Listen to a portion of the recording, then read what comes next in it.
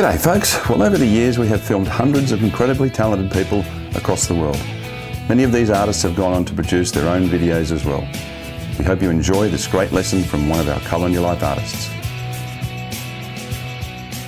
Welcome to part 2 of my painting of an oil landscape, well, with a man in a boat. So it's a narrative painting. Just reminding you, this is part 2 of a 3-part series, a special I've made for Graham Stevenson's Put Some Colour in Your Life channel. For this one, I'll be doing voiceover for part of the video, and the reason I switched to that is because I have to fast forward the footage and I'd be talking like a squirrel if I didn't. So don't worry, I'll make sure you get all the info as we go.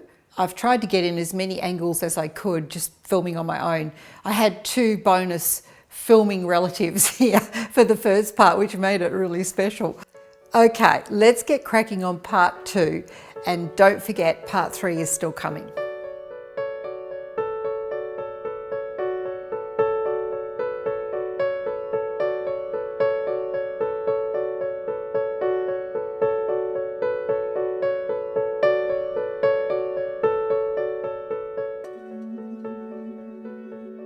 What I'm doing here is I'm creating the mirror image of what's on the top. So the way I tend to do this is I, right from the very start, do that mirroring, even if it's, in the loose paint. And it just keeps the sort of same equal, looseness as you've got on the top. So as above, it is below, as that old saying goes. Just going into that goldy colour because that's the colour of the landscape. So I'm putting that down into the water area. And making sure I've got some nice dark olive green, using a little bit of ultramarine blue in that to really darken it up. And, map in the main shapes, because it's like the landmarks. It doesn't have to be perfect. It certainly would be a waste of time now to get all detailed. So just blocking in big areas of this is just the value blocking, if you like.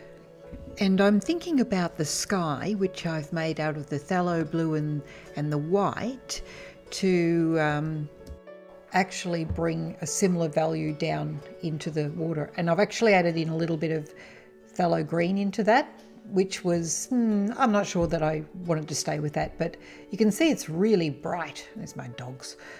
Of course, they're always on hand. But the really bright blue in the water, which is the idea is reflecting from the sky. Unfortunately, it was such a sunny afternoon that the painting's a little bit bleached out, but you get the idea. Keeping it loose, see? And all that loose brushwork is what makes it look more like water. And don't forget, I've got that underpainting there, and the brush marks and the, as you can see, the drips and things like that, they also go towards making up that watery sort of mess that water is when you paint it. It's not unless it's a perfectly still day, it'll be it'll usually have some ripples and shapes in it. And I'm reinforcing those darks. So I'm really pushing them hard, making them very exaggerated, just scooping it out a little bit, because getting these really strong values down now is key. Still using that really big brush, that's a number 12.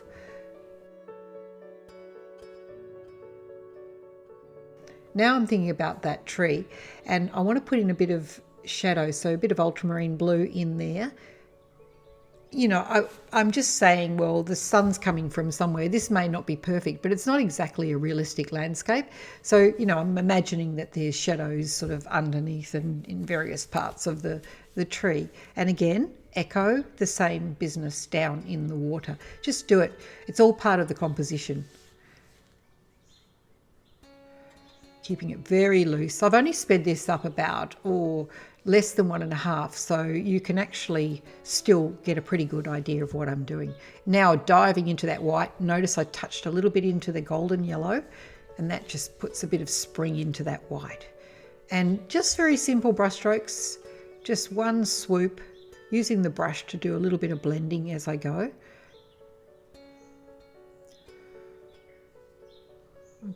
My loose camera girl, Cass, she's using a gimbal and it's a bit wobbly, but you get the live action, so it was pretty good when I had her there. So see, I'm just blending, I'm just joining in with the darker shades. And that tree sort of goes into the cloud, which is a bit sort of odd, but I probably wouldn't do that again if I did that composition again.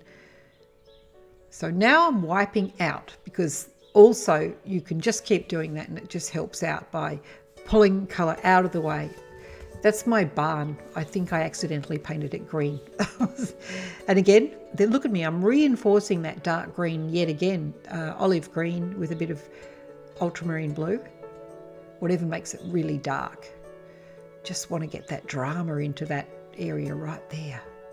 Because remember, all this paint is still soaking wet, so I can use that to my advantage, and I'll talk about that quite a bit as we go. It can get to be a bit of a nuisance at a certain point. I'm using quite thick and dark tones there to just get more drama into those little banks of trees.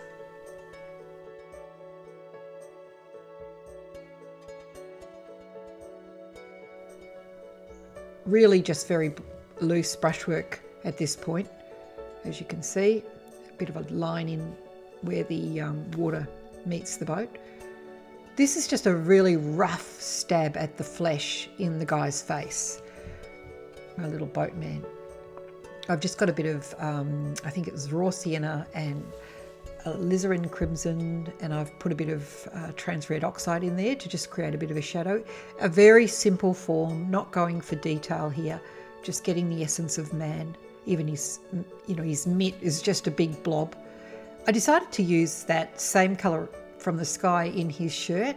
It just seemed to feel like it created a harmony in the work, that I didn't go to a different colour, because I'm going to be using a very bright colour in the boat. So I didn't really want to compete. I wanted to have harmony. So there we've got the blue in the sky, the water, and in his shirt. Just painting, just getting that straight white onto my little doggy boy, and again coming back in with a little bit of ultramarine and alizarin crimson for a shadow. Looks a bit like a funny little horse at the moment. And I'm wiping out in the water the shape. So just wiping back, you see what I mean? So don't fuss, you can wipe out.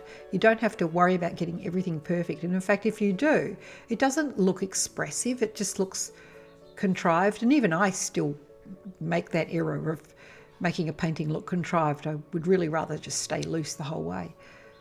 Into the white again, and I want to make the same reflection in the water as, what is in the boat.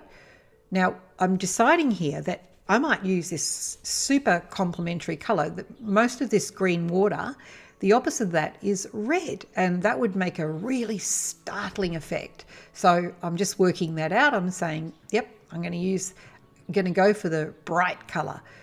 I use my colour wheel all the time. So that's actually alizarin crimson in the bottom for the shadowy area. And look, have a look at that. See that colour underneath?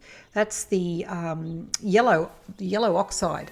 And it just brings texture that you wouldn't otherwise have if you were just working into a white canvas. It's just amazing how much it can really push you forward. And going into the stark cadmium red there, and really bang, look at that, it's just coming alive. Just remember to wash your hands when you're using the cadmiums, and don't put your hands near your eyes or mouth. I'm putting a bit more of that, that was the Australian red gold, into the red to make it even more, bright chroma. I love it. Just love that red boat. That just made such a difference. And again, keeping it loose in the water so that it looks more like a reflection. See, I'm just working across the canvas now. Everything's pretty loose. Another big blob on his hand. Oh, see, now there you go. That's what you do. You throw that pink everywhere. Because I had it on the brush. Now up in here, I decided to go back into my clouds and really put some almost neat white paint onto the tops. I think I might have dipped into a little bit of yellow as well, just a tiny bit. It's better to do that yellow, as I mentioned earlier, when the paint's dry.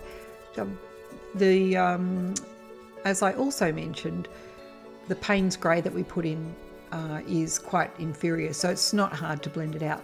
The colours are a little bit funny here because we had big windows with bright light coming in, and that bleached out that camera a little bit, but you get the idea. There, that's a better indication of the colour that was really happening there.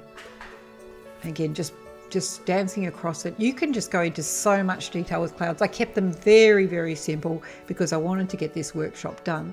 And, you know, you really can go to town on them. I've got a whole workshop on just these cumulus clouds, which is on my website. I think I might have it on Skillshare as well. Just head over to my website and you'll find all my workshops, and just send me an email through my website if you have any questions. But you can really have fun with clouds. This is just one type of cloud, of course, the cumulus clouds. My favourite. They're the most dramatic, a bit like me. And of course, you know, there's that thing where you know that the clouds are not just one big fluff ball. They're a different series of them. Those are a little bit, you know, a little bit sort of like big blobs, but if I had a bit more time, I would have actually just, you know, smoothed them out a little bit more and made them a little more subtle. With cumulus, the further they go as they go into the distance, they get flatter and smaller. And once again, if I had a little more time, I'd probably spend a little bit more time on those in the sky, because your clouds are, again, like the water. They're a compositional element, and you can really use them even as a main feature of your painting, of course, as you would know, and they're quite worthy of that. So now what I'm doing is I'm actually coming back in and I'm hitting the underside, so I'm banging into the dark Payne's grey and just sort of allowing that to sort of meet instead of, you know, and not blending in too much, just touching it, just kissing it. Oh, whoops, I put too much white on there. And I'm still sticking with those tones that I made earlier as the sky was grading down.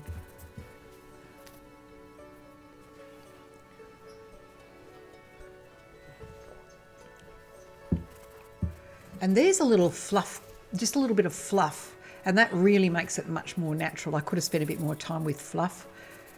And just, again, remember, I only used one colour in the sky, which was the phthalo blue, which makes it so much easier when you're actually remixing your colours. You don't have to worry too much.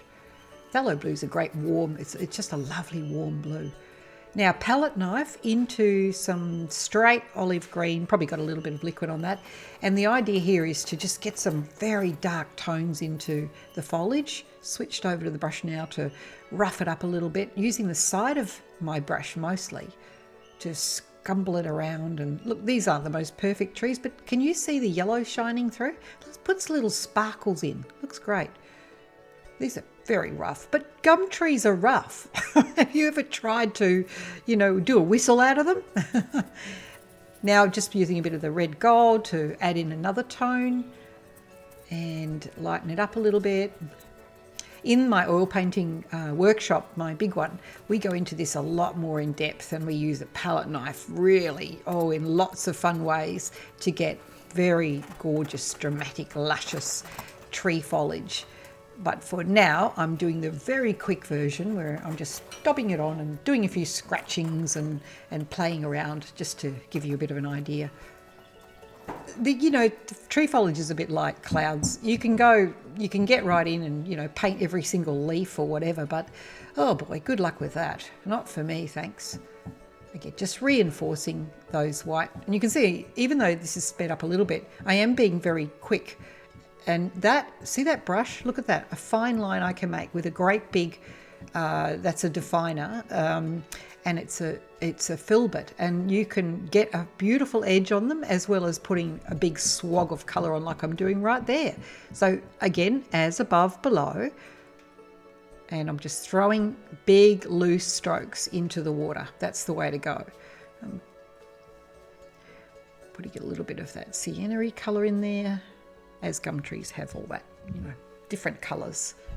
They're so beautiful. I love ghost gums, or you know, there's so many types of gum trees, but ghost gums, of course, are my favourite. They're so dramatic. They remind me of the white dog. And then coming back now, see, that just blends it.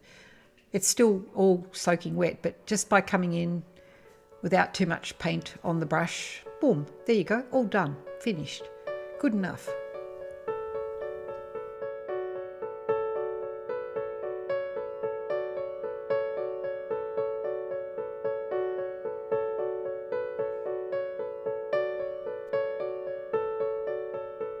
So there's, much more detail. You can go right into those bushes and put shadows underneath the foliage. And if I'm doing a major painting, I tend to do all that. But this is all about showing you how to do it pretty quick. I mean, the full length of this 3-part series is less than an hour and a half. So, this painting is a 92 by 92 centimetres, so it's nearly a metre by metre painting. So it's considered as a largest painting. Right, so just coming back down, as you can see, I was putting a little bit of shadow underneath where the foliage was. It's really very easy, especially when the paint's still wet. But there's also that, as I said, huge advantage of coming back to it when it's actually dry. Right, my palette is looking a bit messy. I'm just gooing into that. I'm dancing around between the colours. That was the ultramarine blue and a red oxide, Australian red oxide. I use Artist Spectrum because I just find the colours are so wonderful. They're pre-mixed colours. And that's probably the colour I use for shadow most. That's actually raw sienna and ultramarine blue. It makes a great shadow.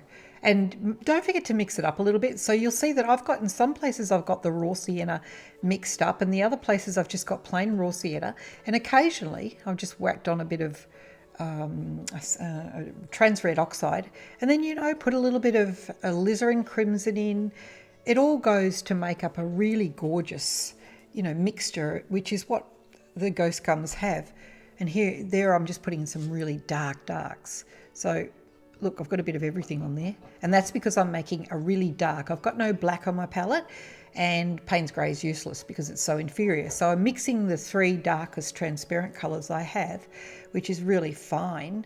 And that was olive green, ultramarine blue, and trans red oxide, and it makes a nice, lively black, for the little dead branches or twigs that come out the end of gum trees. Now, I'm sorry that's not a bit more detailed, but you're getting the idea. That's just a little, I think it's a number 4 pointed brush that I'm using there. It's just a watercolour brush. I just find that they're not very expensive. Just make sure it's got a nice point on it. And I prefer to just buy them and throw them away when they're done, because you do wear them out when you use them for oil paint. And like I said, they're very cheap. I don't know, $5 or something. You can even buy the cheap ones as long as they've got a good point. So what I'm doing here is just going back and with the definer, getting back into those distant hills with a little bit of extra reinforcement. And, I could sort of disappear them a little bit more, but that is just a bit of olive green, and because the paint underneath is still wet, it creates a nice blended look, so it's not as severe. So I'm just making sort of some distant trees with a bit of olive green. So even though I'm dipping into straight olive green, by the time I get to the canvas there, the paint underneath is wet. So you can utilise that wet paint to, get that nice look where it's, you get different variations of the paint because of what's already there. Just making a really dark mix again to reinforce that tree line. Let's put some foliage in while I'm there. Usually dance all over the place. That's a little bit of a straight line. I probably wouldn't normally make such a straight line, but, under pressure here. I'd probably sort of, like blend it out a little bit more. It's all very well to be criticising my work here as I'm playing it back and watching myself. Red gold in there, and that really livens up that little bank of shrubbery there. I'm just making a nice sort of little bit more candy colour green with a little bit of white and phthalo green. That livens that up as well. You get to this feeling sometimes when you're in the, well, I don't these days because I kind of know it's going to get there, but it's like, oh my God, where am I going? I'm losing it. I love that part there. It was just where I was sort of scrubbing back with the back of the brush and blending it out to really soften it, sort of like a soft shadow. Again, I wasn't using much paint. I was using what was actually on the canvas. it's a sense of feeling that you get. The more you paint, the more this comes to you, and it's a little bit like, you know, riding a bike. You'll get good at it. Now here I'm a little bit conscious of wanting to have some contrast between the tree form and the background, because I know it was sort of disappearing a little bit. So just adding a little bit of stronger. It's a bit of red gold with white, just one colour with white. And I've muted it down at the back there, as you can see, with, I think I added a little bit of green or blue into it, and that just muted that down because the saturation decreases as you go into the distance. It usually lightens and decreases the saturation. You can reduce saturation through adding the opposite colour usually, and some white. With the number 4 brush, just a few little suggestions of tree trunks in the distance. You don't need much, just little wiggles and things, and it's good enough. Does the job. Just gives the impression. To get that little fine line, I've dipped the brush into some terps and then a mixture of ultramarine blue, just those dark colours again. Switching over now to my filbert because I want to put a little bit more foliage in. Just again, wanted a little bit more blue in there. Australian foliage, you know, especially gum trees, it's actually quite a grey sort of green. It's a really beautiful, subtle colour. I mean, there's lots of different colours, but I love how they change as, you know, as leaves do. Because I've got that brush loaded up, it's a really good thing to just keep moving around the canvas and dance all around it all at once, and you'll be surprised that the painting just, you know, comes along. It gets done.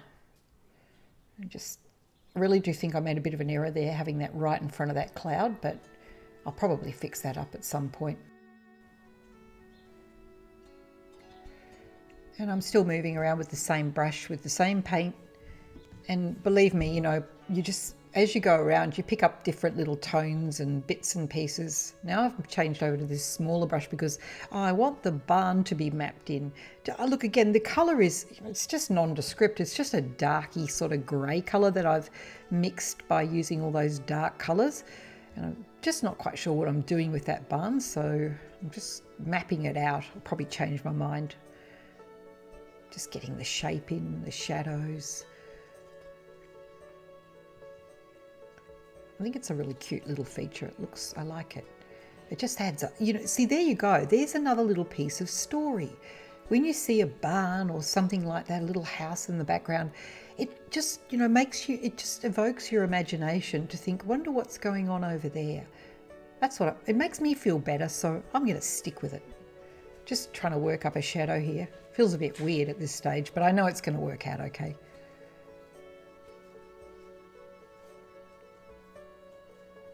Sometimes I do these things and then I wipe them off and I get all fussy, and I don't need to because it's in the distance. You could, you know, really barely see it. So just trying to loosen myself up here. You might add a bit of light to the top so that I have some definition. I really think this is the most dangerous time when we're doing little things like this, because we do tend to go down the rabbit hole and we forget that you just wouldn't see the detail. So it's just an impression, but, you know, become more observant about what that detail is that you see. I know in the shadow I had to do that, and I wanted a sort of a bit of a rusty look in the tin of the shed.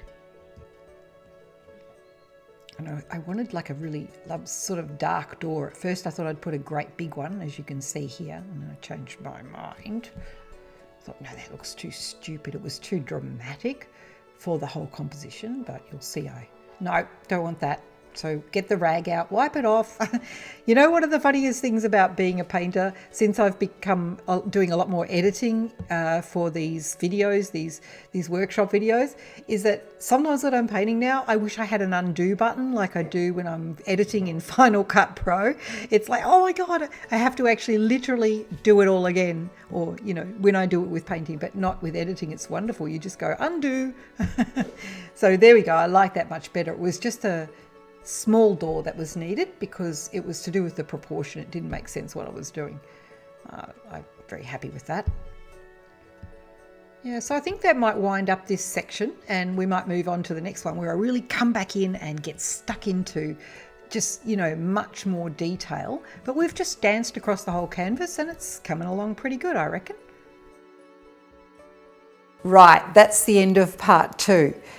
So stay tuned for part 3 of this 3-part series where we get in and finish this painting. And I will make sure that you've got all the information for materials and what I've been using in the information below. And don't forget also that I have a number of online workshops that I teach. You'll have to head over to my website to see those, and that is in below as well. I also have a YouTube channel where I do other little demos similar to this, and it would be wonderful to see you over there as well. All right. Let's move on to part 3. And don't forget, in the meantime, make sure every day you put some colour in your life. See you in the next one.